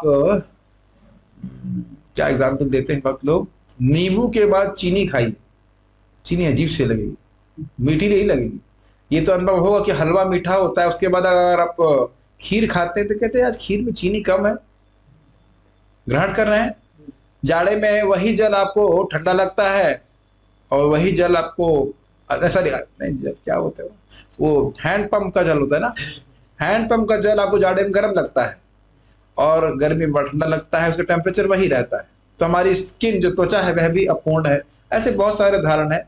बाहर से कोई आवाज जा रही है, आपको लगा रही किसकी आवाज आ रही है, लेकिन हम भ्रमित हो जाते हैं। तो हमारी इंद्रियां अपूर्ण है, इस कारण से हम भ्रमित हो जाते हैं प्रमादवश। और जब गलतियां करते हैं तो फिर उसको छुपाने के लिए धोखेबाजी करते हैं। तो इस प्रकार के बहुत सारे उदाहरण हैं। इस प्रकार से हमारी इंद्रियों के द्वारा हम पूर्ण ज्ञान प्राप्त नहीं कर सकते हैं। लेकिन सूत गोस्वामी जी मुक्त पुरुष हैं, तो उनमें उनके वाक्यों में कोई दोष ऐसा नहीं होता है। उनको अपनी भागवतम को रिविजन करने की जरूरत नहीं है, समझ रहे हैं। तो एक एक शब्द श्रीमद् भागवतम का पूर्ण है। तो मैं इसलिए इस बात पर कहना चाहता हूं कि कोई कहेगा अरे चैतन्य चरितामृत यह तो नया ग्रंथ है, ये आर्ष ग्रंथ नहीं है। लेकिन समझना हो कि जो ग्रंथ आर्ष ग्रंथों पर आधारित होते हैं वह भी इन सब बातों से युक्त नहीं होते। भ्रम प्रमाद विप्रलिप्सा कर्णापाटव ये सब उसमें नहीं होता है और उसका हर वचन बिल्कुल सही होता है। समझ रहे हैं। ये भी श्रीला कृष्णदास गौराज गोस्वामी जो हैं ये स्वयं सेल्फ आत्म साक्षात्कारी पुरुष हैं और ये शास्त्रों को परंपरा में हमारे सामने प्रस्तुत कर रहे हैं। ये बात ध्यान रखनी होगी। विरुद्धार्थ कह तुम्हें कहिते कर रोष, तुम्हार अर्थ अविमृष्ट विधेयांश दोष। तुम विरुद्ध अर्थ कहते हो और जब मैं उसे ठीक करता हूं तो तुम गुस्सा होते हो। विरुद्धार्थ कहे तुम्हें कहिते कर रोष, तुम शास्त्रों के विरुद्ध बात बोल रहे हो और जब बताई जाती तो तुम गुस्सा कर रहे हो। तुम्हारा अर्थ है अविमृष्ट विधेयांश दोष, तुम्हारे अर्थ में विधेय जो है वो पहले रखा जा रहा है और अनुवाद बाद में रखा जा रहा है। ये बहुत बड़ा दोष है। तो देखिए कृष्णदास कविराज गोस्वामी नम्र हैं, आप सुन चुके हैं। वो कह रहे हैं कि मैं तो मल से भी निकृष्ट हूं, मल में रहने वाले कीड़े से भी निकृष्ट हूं। लेकिन जब सिद्धांत की बात आ रही तो एकदम बोल्ड है। ये नम्रता का अर्थ ये नहीं कि कोई कुछ भी कह दे भगवान के बारे में हम स्वीकार कर लें, ये अर्थ बिल्कुल नहीं होता। यार भगवता हैते अन्य भगवता, स्वयं भगवान शब्देर तहाते सत्य। जिनकी सत्ता से, जिनकी भगवत्ता से अन्यों की भगवत्ता है वह स्वयं भगवान शब्द का अर्थ है। स्वयं भगवान शब्देर तहत तेई सत्ता, ऐसी सत्ता है। मतलब जितने भी विष्णु स्वरूप हैं उनके आधार कौन है? भगवान कृष्ण। ये बातों कह रहे हैं। अब इसको उदाहरण से समझा रहे हैं। दीप हैते ये छे बहु दीपे रज्वलन, मूल एक दीप ताहा करिए गणन। जिस प्रकार से एक दीप बहुत सारे दीपकों को जलाता है, फिर भी मूल रूप से एक दीपक है कि नहीं? इसी को मुझे लग रहा था कि ब्रह्म संहिता से कोट करेंगे, लेकिन यहाँ पे कोट नहीं किए हैं। लेकिन ये ब्रह्म संहिता का वचन है। दीपार्चिरेव हि दशांतरमभ्युपेत्य, दीपायते हि विवृत हेतु समान धर्मा।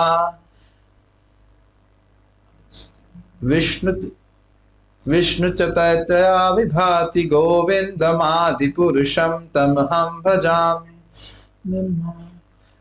यस्तादृगेव च विष्णुतया विभाति गोविंदमादि पुरुषम तमहम भजामि। तो वहां पे ब्रह्मा जी कह रहे हैं कि जैसे एक दीपक से बहुत सारे दीपक को जलाते हैं तो अन्य दीपक भी उतनी ही शक्ति से जलते हैं जितना कि मूल दीपक। समान धर्मा शब्द आया, उसी प्रकार से सारे विष्णु तत्व भगवान के ही समान शक्तिशाली है, लेकिन फिर भी एक मूल दीपक रहता है। लेकिन आपको ध्यान देना होगा कि इसका अर्थ यह नहीं है कि पहले भगवान थे फिर कोई नहीं था तो उन्होंने कहा मेरे भैया होने चाहिए तो बलराम जी आ गए। ऐसा आप कृपया मत सोचिएगा कि बलराम जी कभी आए। बलराम जी भी शाश्वत हैं, भगवान कृष्ण भी शाश्वत हैं, लेकिन फिर भी उन सब की सत्ता भगवान कृष्ण पे आश्रित है। इसको हम अपनी बुद्धि से नहीं समझ सकते हैं, शास्त्र वचन से सुनना पड़ेगा। तैचे सब अवतारे कृष्ण से कारण और एक श्लोक सुन कुव्याख्या खंडन। इसी प्रकार से सभी अवतार के कारण कृष्ण ही है, और एक श्लोक सुनो जिससे तुम्हारी कुव्याख्या खंडित हो जाती है। आगे जाकर कृष्ण कविराज गोस्वामी कहेंगे भी, आपको ये चैतन्य चरितामृत नहीं सुनना है तो आप बिल्कुल मत सुनिए। लेकिन आप अगर सुन रहे हैं तो कृपया श्रद्धा से सुनिए। अगर आप उसमें बहुत दोष निकाल रहे हैं तो मेरा वचन, मेरा प्रार्थना है कि आप मत सुनिए। मतलब कुछ लोग ऐसे हैं कि इतनी संस्कृत क्यों है, ये है वो है। तो कृष्णदास कविराज गोस्वामी कह रहे हैं ये मेरी निंदा नहीं है, ये साक्षात चैतन्य महाप्रभु की निंदा है। अब आगे सुनेंगे इसको।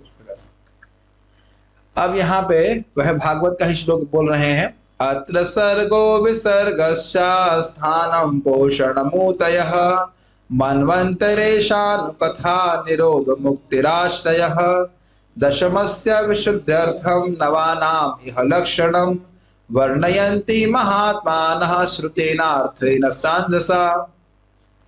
वो कह रहे हैं कि श्रीमद् भागवतम में 10 टॉपिक है, 10 टॉपिक है। अत्र सर्ग, सर्ग, विसर्ग, स्थान, पोषण, ऊति, मनवंतर, ईशानुकथा, निरोध, मुक्ति और आश्रय, 10 हो गए।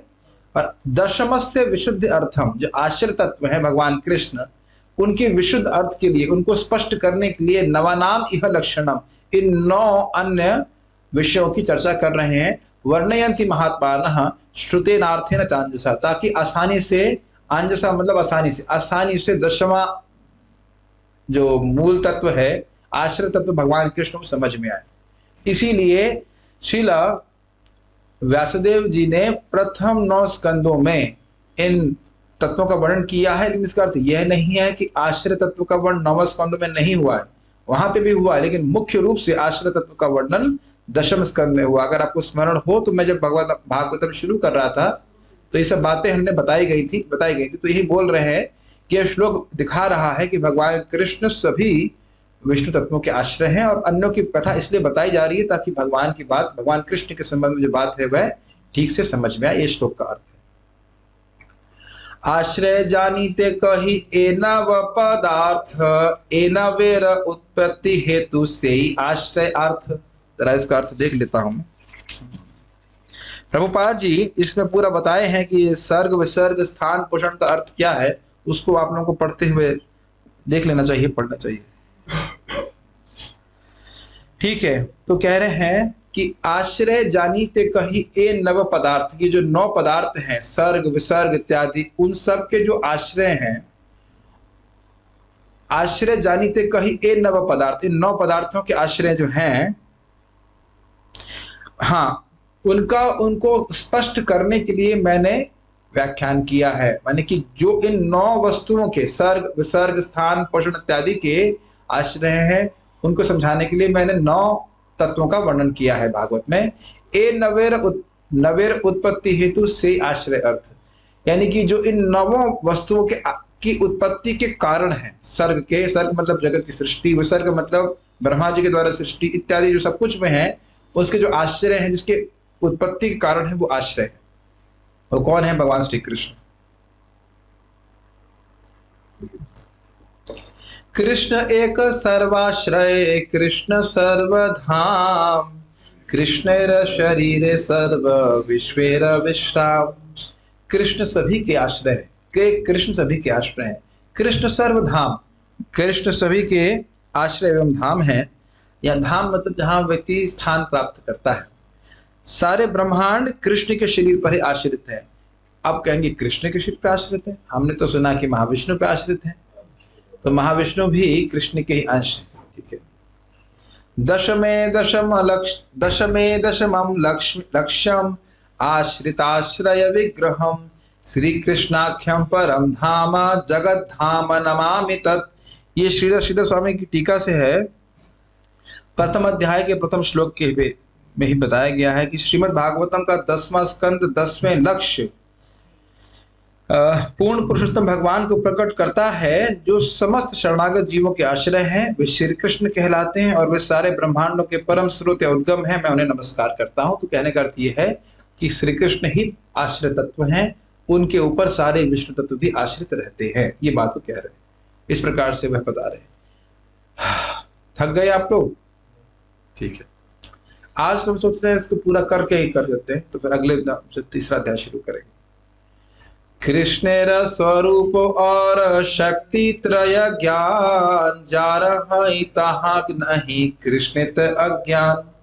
कृष्ण के स्वरूप और उनकी 3 शक्तियों के बारे में जिसको ज्ञान होता है, जिसके पास होता है, उसको कृष्ण के संबंध में कोई अज्ञान नहीं रह जाता। ये समझना बहुत जरूरी है।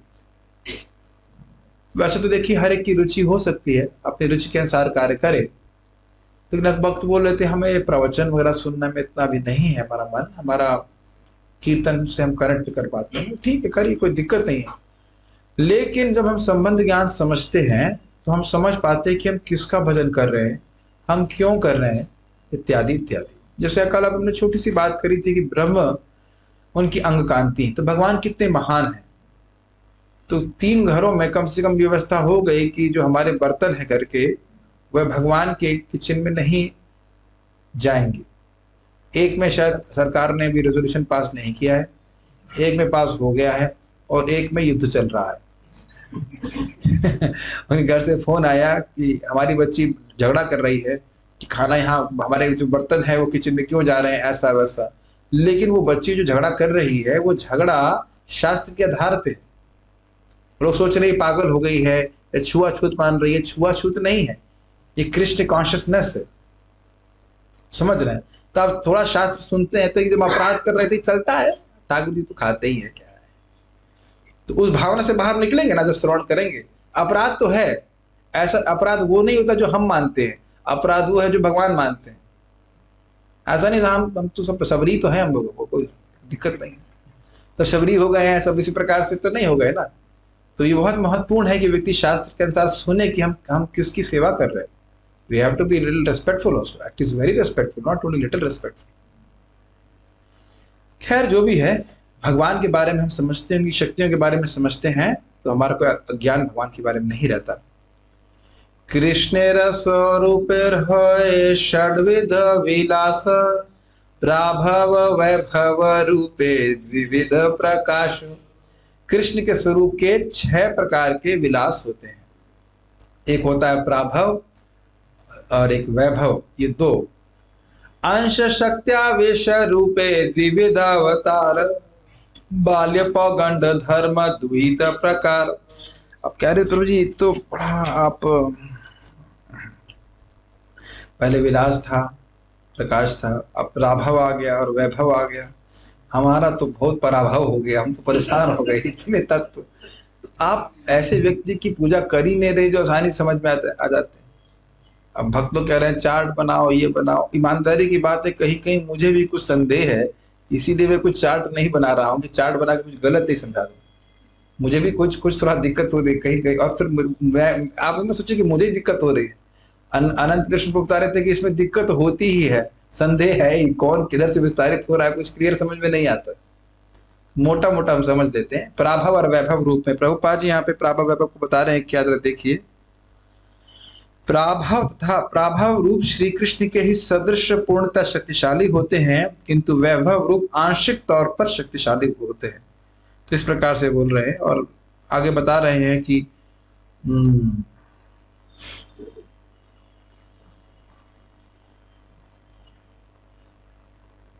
और उसमें भी क्षणिक तथा शाश्वत, उतना नहीं जा रहे हैं पर हमको भी समझ में नहीं आएगा और आपको भी समझ में नहीं आएगा। इसलिए आवश्यक है कि बस इतना ही समझ लें कि प्राभा और वैभव रूप होते हैं। इसके लिए अलग सेमिनार मुझे करना पड़ेगा, जिसकी तैयारी चल रही है। शायद परम पूज्य वृंदावन चरण महाराज भी समझा देंगे आकर के। तो मैंने उनसे कब ये मत पूछिए, वो बता रही जब उनका इच्छा होगी। मैंने अनुरोध कर दिया कि महाराज जी एक बार आप समझा दीजिए तो थोड़ा क्लियर हो जाएगी सारी बातें। तो ठीक है, हाँ तो बोल दिया, हाँ बोल देते मतलब कर ही देंगे क्लास, लेकिन अब कब करेंगे उनकी इच्छा। कह रहे थे महाप्रभु का आ ही रहा है आविर्भाव, तो उसमें एक शादी क्लास कर दी जाए। तो इतना समझ लेना चाहिए, प्राभव और वैभव और अंश शक्तावेश रूपे द्विविध अवतार बाल पौगंड धर्म द्वैत प्रकार। उनके अवतार दो प्रकार के हैं, आंशिक तथा शक्तावेश। वे दो अवस्थाओं में प्रकट होते हैं, बाल तथा पौगंड कुमार अवस्था। ठीक है, इतना बस बोलूंगा, आगे बता नहीं रहा कुछ। किशोर स्वरूप कृष्ण स्वयं अवतारी क्रीड़ा कर ए क्षय रूप विश्व भरी। इतना भी नाम समझ लीजिए, प्राभव वैभव अंश शक्त्यावेश और बाल्य और पौगंड, इन 6 रूपों में कृष्ण अपने आप को प्रकट करते, विस्तारित करते। कृष्ण का जो किशोर रूप है, नव यौवन रूप है, वह स्वयं अवतारी, वह उनका मूल रूप है। जो 14-15 साल का जो किशोर रूप है भगवान का, वह स्वयं रूप कृष्ण कहलाते हैं। क्रीड़ा करे ए 6 रूप विश्व भरी, वह भगवान क्रीड़ा करने के लिए इन 6 रूपों में विश्व में अपना विस्तार करते हैं, ब्रह्मांड भर में। ए 6 रूप होए अनंत विभेद, अनंत रूप एक रूपे नाही किछु भेद। यह 6 रूप के भी अनंत अनंत विभेद हैं। अब शक्तावेश कह दिया तो उसके बहुत सारे विभेद हैं, स्वांश कह दिया बहुत सारे विभेद हैं, प्राभव कह दिया बहुत सारे भेद हैं, वैभव कह दिया बहुत सारे भेद हैं। तो मूल जो क्लासिफिकेशन है, वर्गीकरण है, वो 6 है, प्राभव वैभव अंश शक्तावेश बाल और पौगंड। अब इसके बहुत सारे भेद हैं। प्रभुपाद जी इसको बड़ा अच्छी तरह समझा रहे थे। आज मैं इनका प्रवचन सुन रहा था कि सूर्य तो वैसा ही होता है, लेकिन सुबह हमको अलग अलग समय में सूर्य अलग अलग रूप में दिखता है। ये हमारी बात है, अन्यथा सूर्य तो एक ही वस्तु है। तो इसी तरह कह रहे हैं, अनंत रूप एक रूप नाही किछु भेद। भगवान का रूप एक ही है और वह अपने आप को विभिन्न रूपों में विस्तारित करते हैं। मुकेश प्रभु, उनको गद्दी लगा दी जाए, थोड़ा रेस्ट कर सकते हैं आप। जब इस क्लास में सोइए मत, क्या और क्लास में सो सकते हैं? अब अगर जो आपका बोलने वाला वहां पे डांट ही नहीं तो वहां भी सो सकते हैं। तो मैंने देखा कि कभी कभी भागवत में बगल में खर्राटे तक बांध लगते हैं। हमने कहा भाई प्रश्न करने का समय अभी नहीं है। इतना नहीं होना चाहिए, थोड़ा सा रेस्ट कर लिया करिए। क्या लिया? अब यहाँ भगवान के स्वरूप के बारे में समझ में आया। आपने क्या सुन रहे हैं? भगवान के स्वरूप और उनकी शक्तियों के बारे में आप जान लोगे तो भगवान के संबंध में आपका अज्ञान नहीं रहेगा। स्वरूप के बारे में आपने क्या सुना? प्राभव वैभव अंश शक्तावेश बाल और पौगंड, ये 6 और इसके अनेक अनेक विभेद हैं। अब शक्ति के बारे में बता रहे हैं। चित्त शक्ति, ये समझ में आ रहा है ये क्यों हो रहा है? कृष्ण परम भगवान है, उनसे कोई श्रेष्ठ पर तत्व नहीं है, इसके बारे में बात हो रही है। अब ये एक बात और समझ लेना चाहिए कि यहाँ पे स्वरूप का वर्णन क्यों हो रहा है। जितने भी अन्य विष्णु स्वरूप हैं उनके आधार कृष्ण है, ये बात बोली जा रही है, इसलिए सब बातें बोल रहे हैं। नहीं तो आप समझ ही नहीं पा रहे होंगे ना कि ये सब बात क्यों बोल रहे हैं। बात आई थी ना दशम स्कंद में आश्रय तत्व का वर्णन हुआ है, तो ये समझा रहे हैं कि जितने भी अन्य विष्णु तत्व हैं, जितने भी विष्णु स्वरूप हैं, उनके स्रोत भगवान कृष्ण है, इसलिए सब बातें बोल रहे हैं। 6 स्वरूप हुए ना, प्राभव वैभव अंश शक्तावेश और बाल और पौगंड, इनके आश्रय कौन है? भगवान कृष्ण। तो इस स्वरूप का समझ में आ गया। ठीक है, अब उनकी शक्ति के बारे में बोलना है। चित शक्ति स्वरूप शक्ति अंतरंगा नाम, ताहार वैभव अनंत वैकुंठादि धाम। ओके, वो कह रहे हैं चित शक्ति, जिसको भगवान की स्वरूप शक्ति या अंतरंगा शक्ति कहते हैं, उनका वैभव, उनका विलास जो है वो अनंत वैकुंठ आदि धाम है। इसका मतलब वैकुंठ है या शिवम को डाउट है? हमारा घर तो वैकुंठ नहीं है ना। मैं आप ही को नहीं बोल रहा हूं, कुछ लोगों के मन में धारणा हो सकती है घर ही हमारा स्वर्ग है, और मैं कहूं घर ही नरक है तो हाँ, क्या माता पिता ही भगवान है, घर ही हमारा स्वर्ग है, और इसका मतलब इंद्र भी आप हो और पत्नी सची देवी है, सची है कि नहीं? यही अर्थ हुआ और तो कोई अर्थ नहीं हुआ।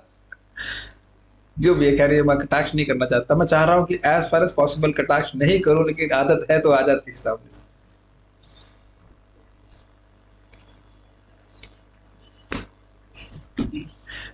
दिन भर में कोई ऐसी बातें बोल देता है कि इतनी हंसी आती है, लेकिन अभी चलो क्लास में नहीं बोलेंगे उसको, ठीक है। तो भगवान की चित्त शक्ति को ही स्वरूप शक्ति कहते हैं, जो उनके स्वरूप से सीधे उद्भूत होती है, उसी को अंतरंग शक्ति। अलग अलग नाम रखे गए, वो एक ही वस्तु है। तो अब समझ में आया ना, अंतरंगा जो उनके अंतरंग है, इंटीमेट है, इंटरनल पोटेंसी, और उन्हीं से वैकुंठ आदि धाम प्रकट होते हैं। माया शक्ति बहिरंगा जगत कारण, ताहर वैभव अनंत ब्रह्मांडे लगण। उनकी जो माया शक्ति है, दुर्गा देवी जिसे कहते हैं, वो बहिरंगा है, बाह्य अंग वाली, और वह जगत के कारण है। उनका वैभव क्या है? अनंत ब्रह्मांड। ब्रह्मांड एक ही नहीं है, बहुत सारे ब्रह्मांड है। दोनों दो शक्ति समझ में आई, स्वरूप शक्ति, चित्त शक्ति, ये दो शक्तियां हैं। हाँ, जानबूझ के मैंने ऐसे बोला।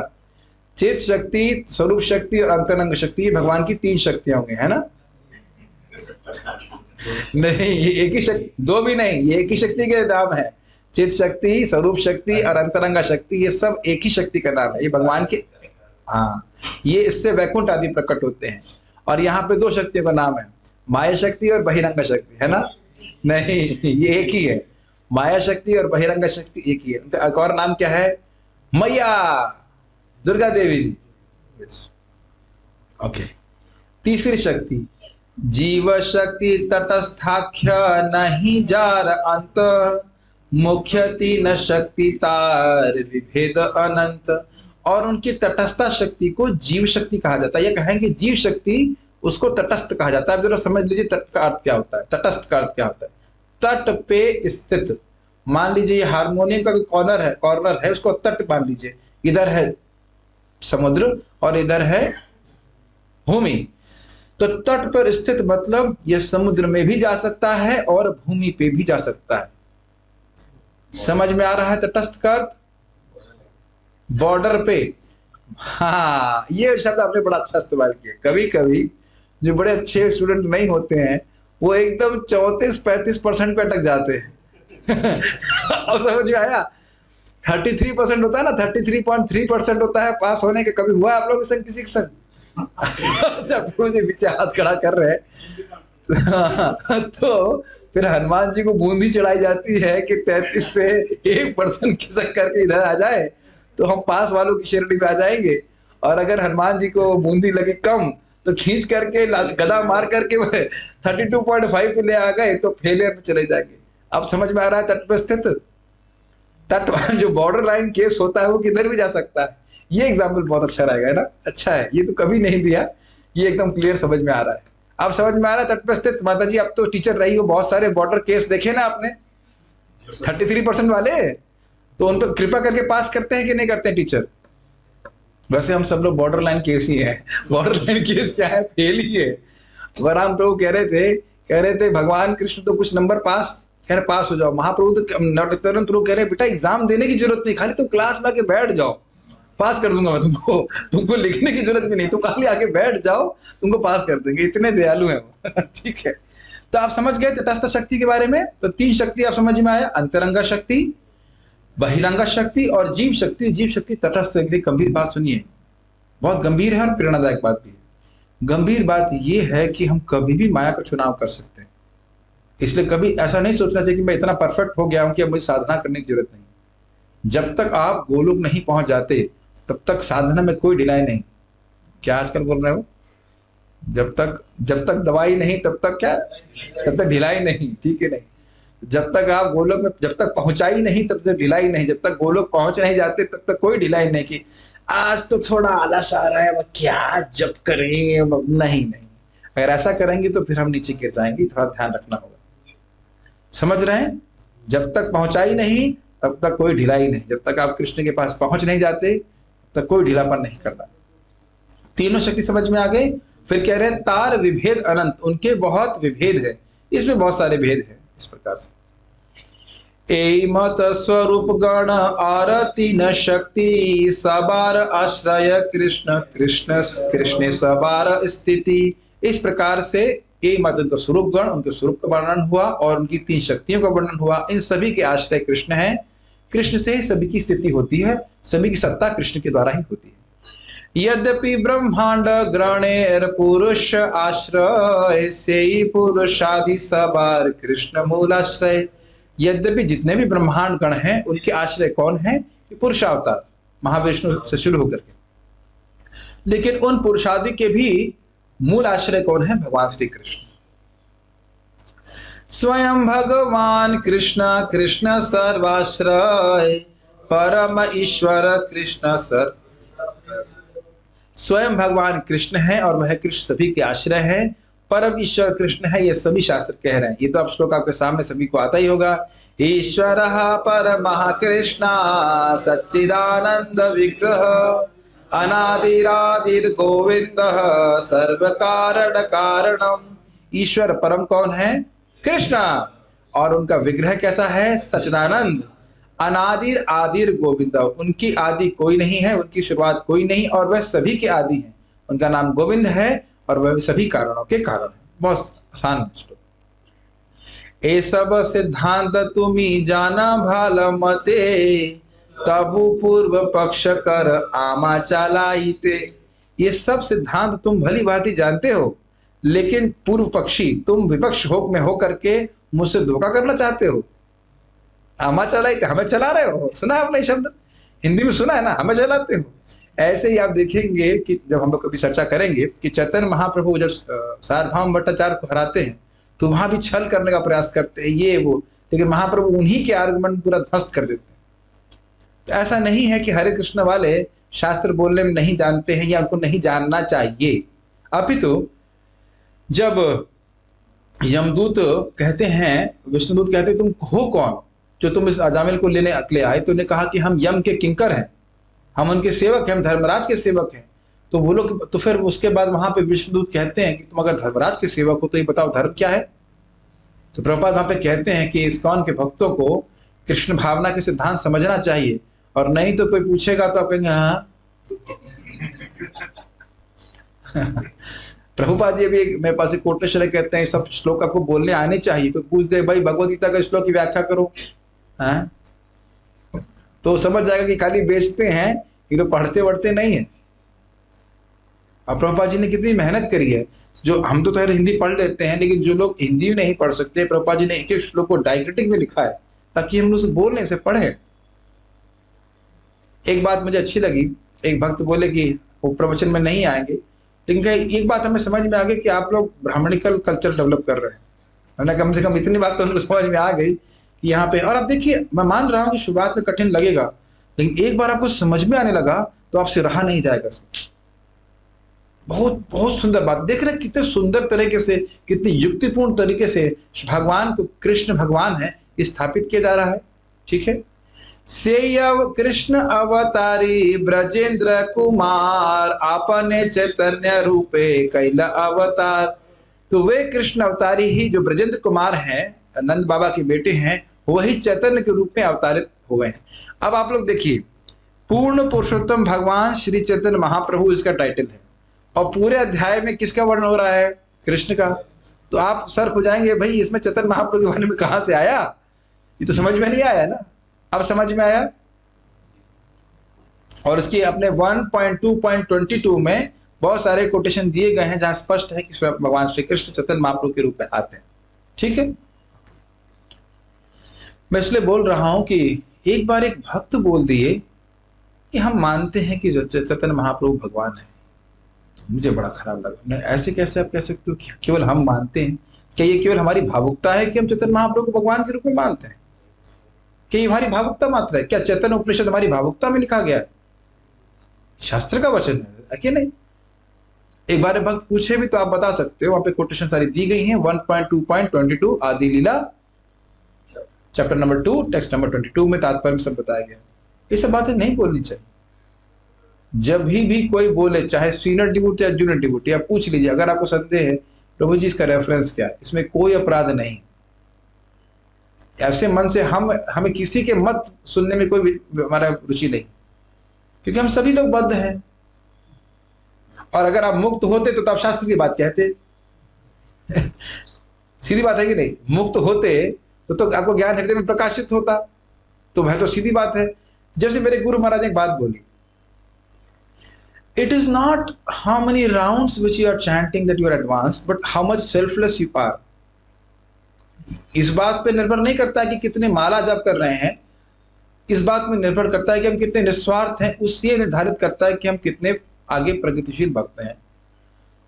अब यही बात मैंने यहाँ ग्रहण करी। मैंने अच्छा, फिर परम पूज्य वृंदावन चंद्र महाराज समझा रहे थे अहेतु की अप्रतिहता वाली बात पे, सवै पुंसाम परो धर्मो ये तो भक्ति अधोक्षजे। बड़ी सुंदर बात है, जरा इसको पकड़ने का प्रयास कीजिए। कोई व्यक्ति हमसे अधिक भजन करता हुआ दिख सकता है। देखिए, मैं ये एक विशेष बात बोल रहा हूं, ऐसा नहीं कि जो सब लोग अधिक भजन कर रहे हैं वो सब इसी तरह से आ जाएंगे। कोई व्यक्ति बोल रहा हूं, इसलिए ए को ए ही सुनेंगे। ए क्या सुनाई पड़ रहा? ए ही, बी नहीं। कोई व्यक्ति आपको बहुत अधिक भगवान कृष्ण का भजन करते हुए दिख सकता है, लेकिन उसके पीछे एक भौतिक हेतु हो सकता है, तो वह अभी उतना प्रगतिशील नहीं है। लेकिन हो सकता है कि कोई भक्त उतना आपको भजन करता हुआ ना दिखे, लेकिन उसकी भावना निष्काम है। हे भगवान, क्या ये मेरी बात समझ में आ रही है भक्तों? मेरे एक मित्र थे, एकदम तो आखिर रखी बात है, ऐसे इतनी भक्ति नहीं करते हैं, अभी भी मित्र ही हैं, अभी 2 माला करते हो कुछ। तो उनके जब आईआईटी में थे, बड़े अच्छे मित्र थे, तो उनके भाई का एग्जाम होना था आईआईटी में, एंट्रेंस एग्जाम। उसने प्री क्वालिफाई कर लिया और मेंस का एग्जाम था। मेंस के जस्ट पहले बुखार आ गया, बेचारा क्वालिफाई नहीं कर पाया। एकदम सच्ची घटना। 1 साल बाद फिर से, और मैं देखा आज प्रभु जी तो आज कॉलेज भी नहीं गए, जबकि एक भी क्लास नहीं मिस करते थे, एक भी क्लास नहीं मिस करते थे, बड़ा जाते थे। और आपने कहा आज क्या बात है? मंगल आरती आए, जप कर रहे हैं और किए जा रहे हैं, किए जा रहे हैं। मैंने कहा दोपहर में लौट के आए, शाम तक किए जा रहे हैं, क्या हो गया? मैंने कहा इतने गंभीर हो गए आप सुबह से शाम तक? बाद में चला कि भैया का आज मेन एग्जाम था। अब भैया का हो भी गया। अब मैंने पूछा आ जाओ भाई जूम पे जब करने के लिए, तो बोला नहीं। वो हमने कहा क्यों नहीं आए? नहीं आए तो सही, नाम अपना लिखा, लेकिन पत्नी आई जब करने के लिए, वीडियो ऑन नहीं किया। मैं गुणगान भी कर दिया कि हाँ आई है। बाद बोला नहीं प्रभु जी मैं नहीं आया था, मैं तो बच्चों को क्या कहते हैं, छोटे क्या कहते हैं, छोटी साइकिल आई थी, बच्चों को साइकिलिंग कराने ले जा रहा सुबह 5 बजे। मैं खून का घूंट पी के रह गया। हमने कहा क्या? तो आप देख रहे हैं ना, एक समय में वो 52 माला पता नहीं कितना माला कर दिए, तो क्या वो बहुत एडवांस्ड हो गए? ओके माला किया, but it doesn't mean is very advanced. तो आप देख रहे हैं जो महाराज जी से सुना वही शास्त्र से भी सुन रहा हूं। Doesn't make sense. Maharaj spontaneously इस बात को बोले, बट वो बात गलत नहीं जा रही है, because there is a realisation which he gets by bhakti. It will never go wrong. लेकिन हम अपने मत से कुछ बोलेंगे, स्पेशली इस अवस्था में, तो हमारा मत ही होगा, उसमें गड़बड़ ही होगा। परम पूज्य राधागोविंद महाराज जी को पूछा ये सुभद्रा जी कौन है गौरंग महाप्रभु की लीला में? तो महाराज बोल रहे थे सुभद्रा जी भगवान कृष्ण की छोटी बहन है। नहीं, गौरांग महाप्रभु की लीला में कौन है? तो महाराज बोले हमको नहीं पता है, और नहीं पता है तो हम गलत ही बताएंगे, इसलिए कुछ नहीं बताएंगे। I like this argument, very nice way, is it not? झूठ मूठ में क्यों बोलना? कई बार प्रचारक ऐसा सोचते हैं कि हम बता देंगे कुछ बात और सामने वाले को पता नहीं, तो इसलिए बड़ा ध्यान रखिए कि जो भी बात हम बोलें वह शास्त्र के आधार पर होना चाहिए।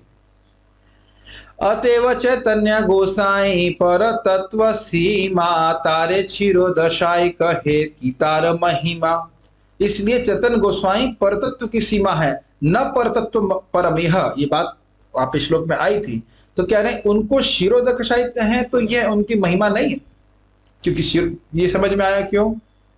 भगवान कृष्ण परम तत्व है और चैतन्य महाप्रभु वो भगवान कृष्ण हैं, तो इसलिए चैतन्य महाप्रभु भी परतत्व की सीमा है, वही परम सत्य है। अब वो कह रहे हैं कि कोई इनको क्षीरोदकशाय विष्णु का अवतार कहे तो यह कोई उनकी महिमा नहीं कही जा रही है। सेइत भक्तेर वाक्य नहीं व्यभिचारी सकल संभवता ते यत अवितारी। लेकिन अगर ये किसी भक्त के वाक्य हैं तो ये गलत भी नहीं है। अब देखिए कैसे सेटल करते हैं। सकल संभव तहाते याते अवतारी, जो ये सब कुछ संभव है जब भगवान अवतारी के रूप में प्रस्तुत होते हैं। अवतारी देह सब अवतारे स्थिति केहो को न मते केहे जे मन यार मति।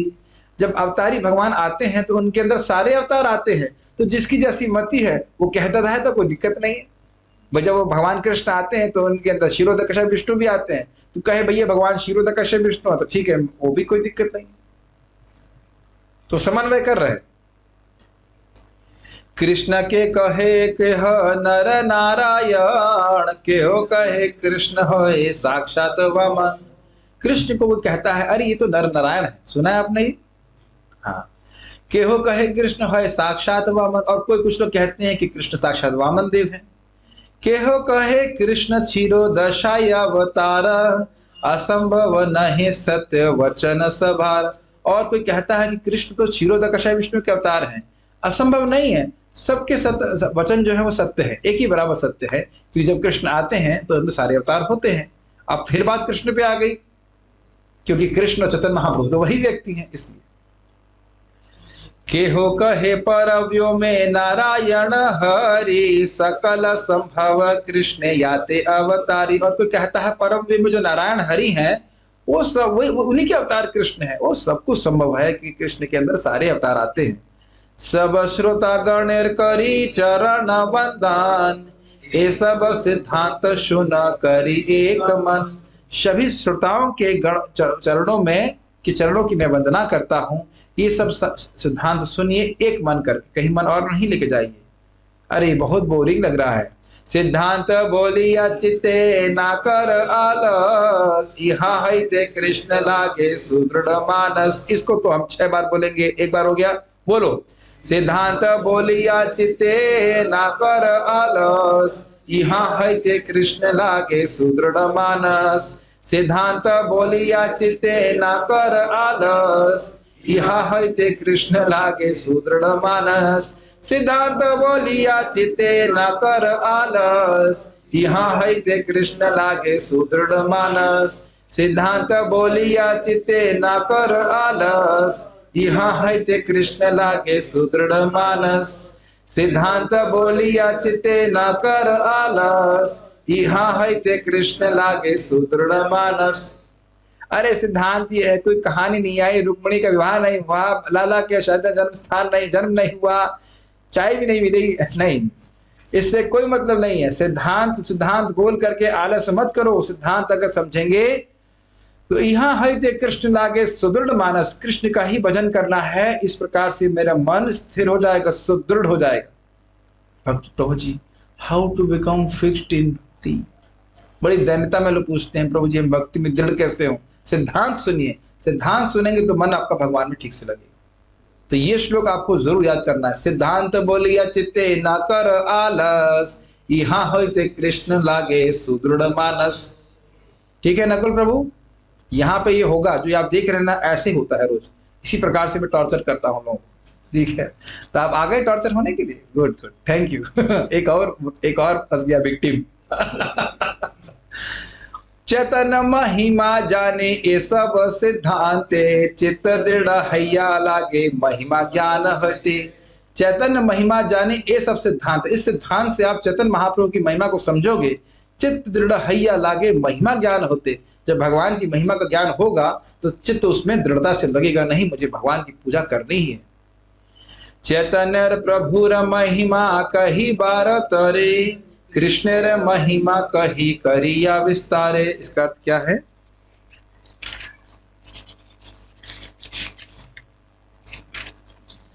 मैंने श्री चैतन्य महाप्रभु का महिमा वर्णन करने के लिए ही श्री कृष्ण की महिमा का विस्तार से वर्णन करने का प्रयास किया। सब आपको समझ में आ रहा होगा सब बातें क्यों हो रही हैं।